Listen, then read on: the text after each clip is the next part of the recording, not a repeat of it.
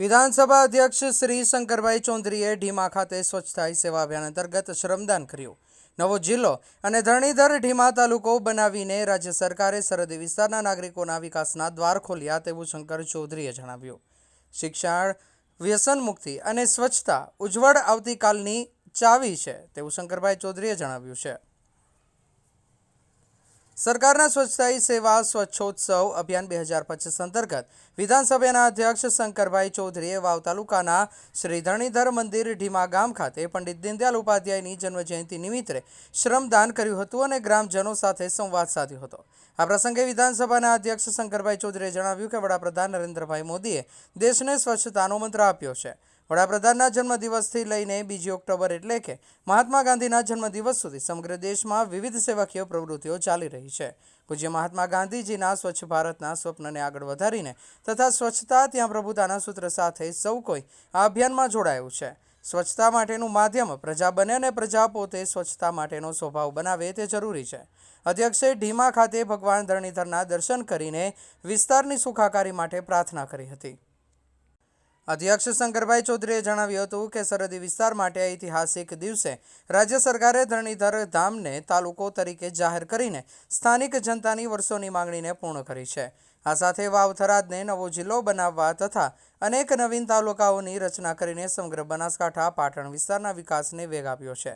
સરકારના નિર્ણયથી સરહદી વિસ્તારના લોકોના શૈક્ષણિક, આર્થિક અને સામાજિક વિકાસના નવા દ્વાર ખુલશે અને સરકારી યોજનાઓના લાભ ઘર આંગણે ઉપલબ્ધ થશે। અધ્યક્ષે સરકારના આ નિર્ણય બદલ મુખ્યમંત્રી ભૂપેન્દ્રભાઈ પટેલ અને રાજ્ય સરકારનો સરહદી નાગરિકોના વતી આભાર વ્યક્ત કર્યો હતો।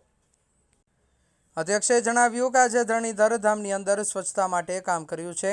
સ્વચ્છતા અભિયાનમાં જોડાયેલા તમામ લોકોને અધ્યક્ષે અભિનંદન પાઠવ્યા હતા। ઢીમા ખાતે સૌએ સાથે મળીને એક દિન એક ઘંટા એક સાથ સ્વચ્છ સૂત્રને અનુસરતા સામૂહિક શ્રમદાન કર્યું હતું। અધ્યક્ષે ઉપસ્થિતોને જણાવ્યું કે આપણી આવતીકાલને સારી કરવી હોય તો આપણે શિક્ષણ, વ્યસન મુક્તિ અને સ્વચ્છતા જાળવવી પડશે। વડાપ્રધાન નરેન્દ્રભાઈ મોદીના આહ્વાન હેઠળ સ્વચ્છ ભારત મિશન અંતર્ગત દેશવ્યાપી સ્વચ્છતા હી સેવા 2025 અભિયાનનું આયોજન કરવામાં આવી રહ્યું છે।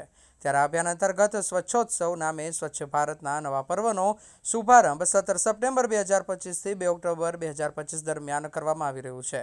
આ કાર્યક્રમમાં વાવ ધારાસભ્ય સ્વરૂપજી ઠાકોર, આગેવાન ગુમાનસિંહ ચૌહાણ, ડીડી રાજપૂત, સરપંચ માનાભાઈ રાજપૂત સહિત સંબંધિત અધિકારીઓ, મહાનુભાવો અને બહોળી સંખ્યામાં ગ્રામ લોકો ઉપસ્થિત રહ્યા હતા।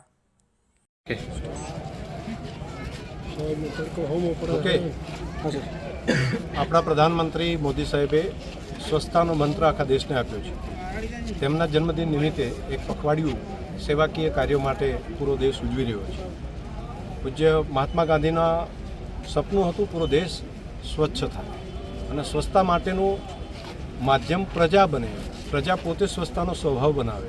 એ માટે આજે શેખ સરહદી વિસ્તારનું ધરણીધર ધામ આજે નવો તાલુકો જ્યારે રાજ્ય સરકારે જાહેર કર્યો છે ત્યારે બધા આજુબાજુના આગેવાનો, વડીલો બધાએ ભેગા મળીને સ્વચ્છતાનો સંકલ્પ કર્યો છે અને આજે ધરણીધર ધામની અંદર સ્વચ્છતાનું કામ કર્યું। હું સહયોગી જે બન્યા છે બધા મિત્રોને હૃદયથી ખૂબ ખૂબ અભિનંદન આપું।